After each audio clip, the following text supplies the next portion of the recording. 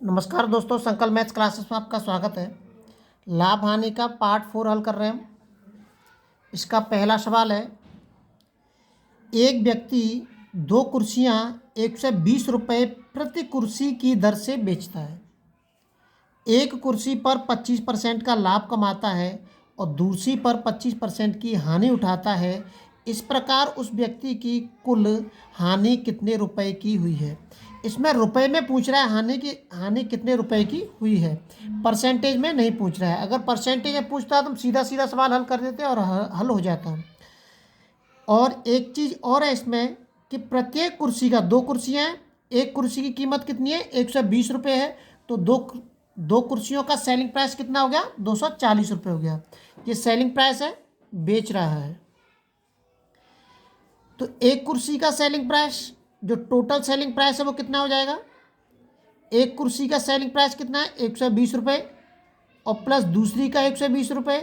तो टोटल जो selling price है वो कितना हो गया हमारा, 240 रुपये। अब आपको लाभ और हानि के रुपए के बारे में पता करने के लिए आपके पास कॉस्ट प्राइस होना चाहिए। अगर आपके पास कॉस्ट प्राइस नहीं होगा तो आपको पता कैसे चलेगा कि हमें कितने रुपए का लाभ हुआ है और कितने की हानि हुई है। तो दोनों कुर्सियों का हमें कॉस्ट प्राइस पता होना चाहिए। तो देखिए, पहली कुर्सी का कॉस्ट प्राइस निकालते हैं। कॉस्ट प्राइस एक निकालता हूँ मैं। सेलिंग प्राइस तो दोनों का 120 रुपये ही है। अगर मैं सेलिंग प्राइस में से कॉस्ट प्राइस निकालता हूँ, सेलिंग प्राइस में से कॉस्ट प्राइस निकालता हूँ, तो जो लाभ और हानि दे रखा होता है मैं उसका भाग दे देता हूँ। किसमें, सेलिंग प्राइस में। तो 25% का लाभ हुआ है तो 100 में मैं 25 जोड़ दूंगा तो ये हो जाएगा 125। और परसेंटेज में कन्वर्ट करने के लिए 100 का गुणा कर देते हैं। 25 चौका 100, 25 पंजे 125, 5 से इसको काट दीजिए, 5 दूनी 10 और 5 चौक 20। 4 का गुणा करिए इसमें, 4 चौक 16 और 4 दूनी 8 और 1 9। तो पहला जो कॉस्ट प्राइस है वो कितना है, 96 रुपये का है। अब दूसरा कॉस्ट प्राइस निकालते हैं। दूसरा जो कॉस्ट प्राइस है, अब सेलिंग प्राइस दोनों का 120 रुपये ही है। एक का 120, एक का 120। तो सेलिंग प्राइस के अंदर मैं कितने का भाग दूंगा, दूसरे पे कह रहा है 25% की हानि उठाता है। तो हानि कह रहा है तो 100 में से 25 घटा दूंगा मैं, कितना बचेगा, 75 इंटू के 100। 25 चौका 100 और 25 दिया 75, 3 चौक 12 और 4 चौक 16। तो दूसरा जो कॉस्ट प्राइस है वो कितना है, 160 रुपये है।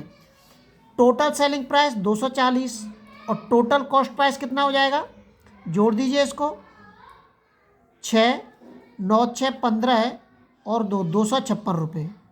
टोटल कॉस्ट प्राइस कितना है, 256 रुपये का है। तो उसको साफ दिख रहा है कि उसको लाभ हो रहा है। कितने का लाभ हो रहा है, हानि हो रही है। 240 रुपये में बेच रहा है वो, और 256 रुपये का उसका खरीद है। तो कितने की हानि हो रही है उसको, 16 रुपये की हानि हो रही है, हमें साफ दिख रहा है। 256 में से आप 240 घटा देंगे तो कितने की हानि हो रही है उसको, 16 रुपये की उसको हानि हो रही है। ये आना चाहिए आपको कॉस्ट प्राइस निकालना, ये बहुत ज़रूरी है। अगर सेलिंग प्राइस दे रखा होता और उसमें से कॉस्ट प्राइस निकालते तो हम 120 में गुणा कर देते, 120 गुणा के 125/100। और अगर सेलिंग प्राइस दे रखा है उसमें से कॉस्ट प्राइस निकालना है तो भाग दे देते हैं। ये आपको ध्यान रखना है। अगला सवाल देखते हैं। अगला जो सवाल दे रखा है कि एक आदमी 2160 रुपये में 2 पंखे खरीदता है। मतलब दोनों पंखों का जो कॉस्ट प्राइस है वो कॉस्ट प्राइस है वो इसी में मिक्स है, ठीक है। एक पंखा 15% के लाभ पर और दूसरा 9% की हानि पर बेचकर उसे पूरे सौदे में ना लाभ होता है और ना हानि होती है। अब वो कह रहा है कि हर पंखे का क्रय मूल्य, कॉस्ट प्राइस ज्ञात कीजिए। अब हर पंखे का आप कॉस्ट प्राइस कैसे निकालेंगे, कॉस्ट प्राइस तो है हमारे सामने लेकिन दोनों का मिक्स दे रखा है इसके अंदर, तो हमें ये अलग अलग करना है। तो ये बहुत सीधा है सवाल कि यदि इस तरीके से देता है कि दोनों का कॉस्ट प्राइस एक जैसा एक ही में दे दे मिक्स करके, और उसमें लाभ और हानि देता है, तो देखिए मैं एक पंखा मान लेता हूँ, कोई एक पंखा है उस पर मुझे कितने का लाभ हो रहा है? 15% का लाभ हो रहा है। बराबर कि बी कोई पंखा है एक, उस पर 9% की हानि हो रही है।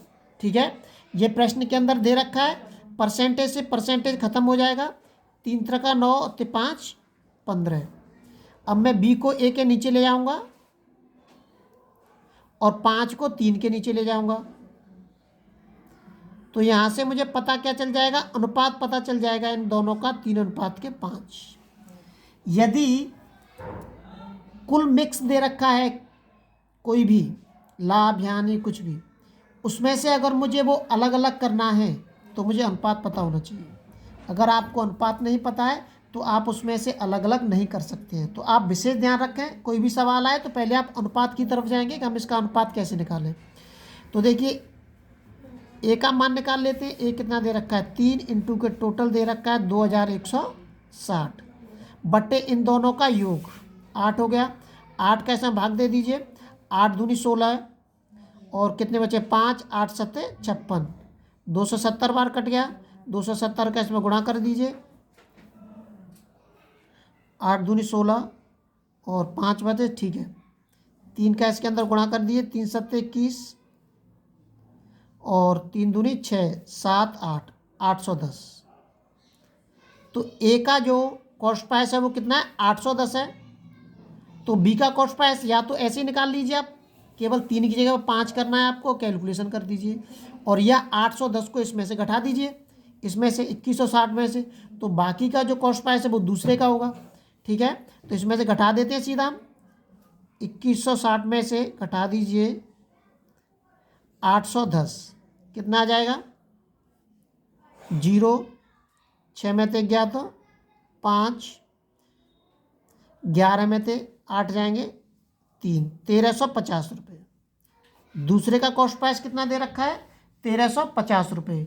अगर मिक्स में से आपको कोई भी चीज़ अलग अलग करनी है तो सबसे पहले आपको अनुपात की तरफ जाना है, ये ध्यान रखना है।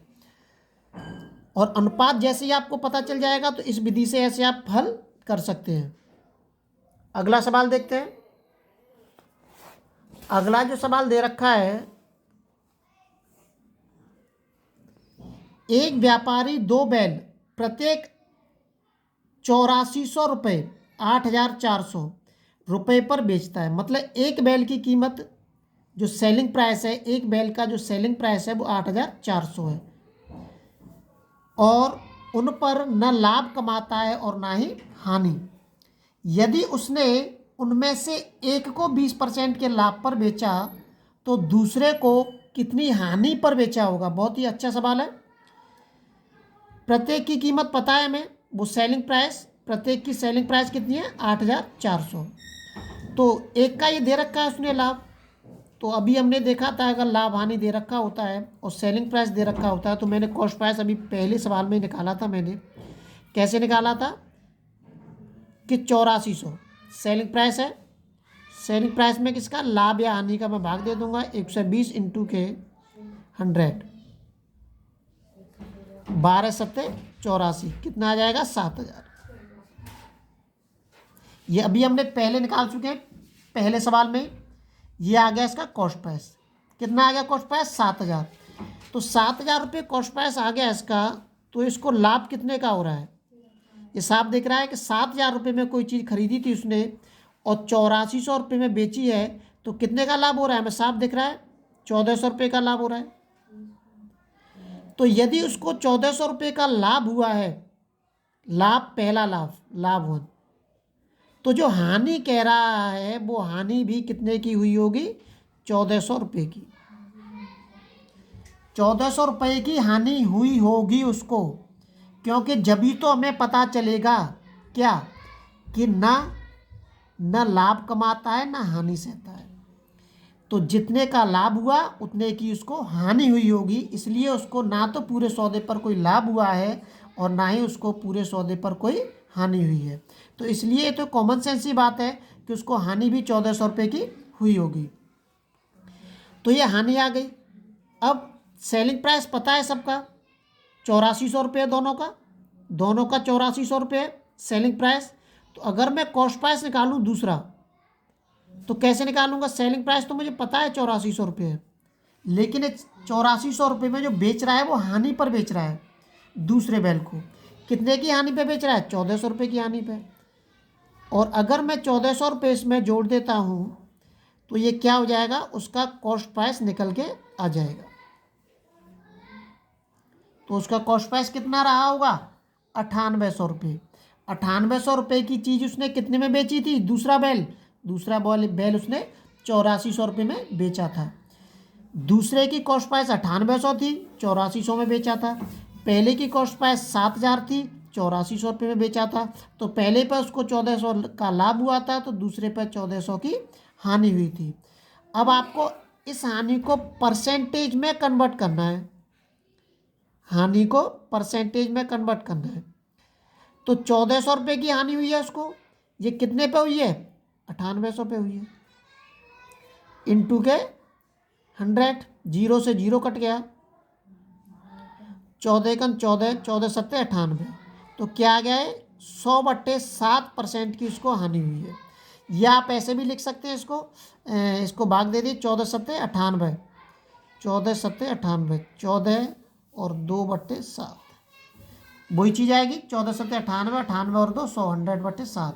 या इसको ऐसे लिख सकते हैं, इतने परसेंटेज को हानि हुई है। ये सवाल बहुत ज़्यादा पूछे जाते हैं। अगर बच्चा कैलकुलेशन में एक्सपर्ट है तो तुरंत सवाल को हल कर देगा, ये ध्यान रखना है। अगला सवाल देखते हैं। अगला जो सवाल दे रखा है, अगला सवाल दिया है कि एक कपड़े के व्यापारी ने अपने आधे कपड़े 40% लाभ पर बेचे और शेष के आधे 40% हानि पर, और शेष बचे कपड़े लागत मूल्य पर बेच दिए। संपूर्ण सौदे में उसको कितना लाभ या हानि हुई? देखिए, ये कह रहा है कि आधे कपड़े 40% के लाभ पे। तो मान लीजिए कुल जो कपड़े थे वो 100 थे। कुल कपड़े कितने थे? 100 थे। कुल कपड़े, मैंने कुल कपड़े 100 मान लिए। तो 100% ही होते हैं। अब हर चीज़ अपने आप में 100% होती है। तो 100% का 50%, आधे 50, लेकिन परसेंटेज लिखने की जरूरत नहीं, परसेंटेज हम इस वाली को प्रयोग करेंगे। 50% का मतलब जो आधा है, 100% का आधा, इस पर उसको 40% का लाभ हुआ है, 140%। ध्यान रखना है इस चीज़ का, आप गलती मत कर देना। यहाँ पर भी परसेंटेज हल मत कर देना, लगा देना, वरना आपका सवाल गलत हो जाएगा। इन चीज़ों का विशेष ध्यान रखना पड़ता है। 50 इंटू के 140, इस परसेंटेज की 100 आएगी, न कि इस वाली भी परसेंटेज की आप 100 लिख सकते हैं। कैलकुलेशन करिए, 50 से ये 2 बार कट गया, 2 सत्ते 14, तो 70 रुपये में। जो पहला उसका पार्ट है वो कितने रुपए में बेचा उसने? 70 रुपये में बेचा। ठीक है। अब दूसरे पार्ट पे आ जाइए। दूसरे पार्ट पे कह रहा है वो शेष के आधे। अब शेष कितना बचा हमारा? शेष हमारा कितना बचा है? 50% ही बचा है, क्योंकि 50% यहाँ प्रयोग कर लिया। अब इसका भी आधा, इसका क्या प्रयोग करेंगे हम? इसका आधा। तो 50 में से 25 घटा देंगे तो कितना आ गया? 25। तो 25 जो है वो 40% की हानि पर बेचा है। कितने की पे? 40% की हानि पर बेचा है। तो 40% की हानि पर बेचा है, तो इस 25 को 40% की हानि पे सीधे 100 में से आप 40 घटा दीजिए, 60। सीधे 60 का गुणा कर दीजिए आप इसमें से। बहुत सरल सवाल है, आप पे केवल कैलकुलेशन आनी चाहिए। तो 60% का क्या आ जाएगा? बट्टे में 100 आ जाएगा। इसकी कैलकुलेशन कर दीजिए, 25 चौका 100 और 4 से कटे 15 बार। इसका मतलब उसने कितने रुपए में बेचा था? 15 रुपये में। जो बाकी का जो 25% है, इस 50 में से 25 मतलब शेष का आधा। शेष का आधा कितना आ गया? 25 आ गया। तो ये 25 है, उसने 40% की हानि पे बेचा था, मैंने सीधा 60 का गुणा कर दिया इसमें, तो ये आ गया 15 रुपये। अब आप कहेंगे कि इसमें 40 से भी निकाल सकते हैं, 40 से भी निकाल सकते हैं आप, लेकिन 40 से आप करेंगे तो वो आपको इसमें से 25 में से आपको घटाना पड़ेगा, फिर जो आएगा वो। अब आता है तीसरा पार्ट। इसमें तीसरा पार्ट कह रहा है कि शेष बचे कपड़े लागत मूल्य पर, मतलब 25 का शेष कितना बचा? हमारा 25 ही बचा। तो जो 25 है, ये 25 रुपये के जो 25 कपड़े हैं, ये 25% जो कपड़े हैं ये उसने 25 रुपये में ही बेचे। कितने में बेचे? 25 रुपये में ही। इस पर उसको ना तो लाभ हुआ है ना ही हानि हुई है। अब आप जोड़ लीजिए टोटल कि टोटल उसको कितना लाभ हानि हुई है। पहला उसने बेचा है 70 रुपये में, दूसरा बेचा है उसने 15 रुपये में, और तीसरा बेचा है 25 रुपये में। जोड़ दीजिए 5 और 5 10 की 0, 8 की 1, 7 8 9 10 और 1 11, 110 हो गया है। 110 हो गया। 110 का मतलब 100 से 10% जा रहा है आगे, तो उसको 10% का लाभ हुआ है उसको। ये इस तरीके के भी सवाल बहुत पूछे जाते हैं, सभी सवाल आपके लिए इम्पोर्टेंट है।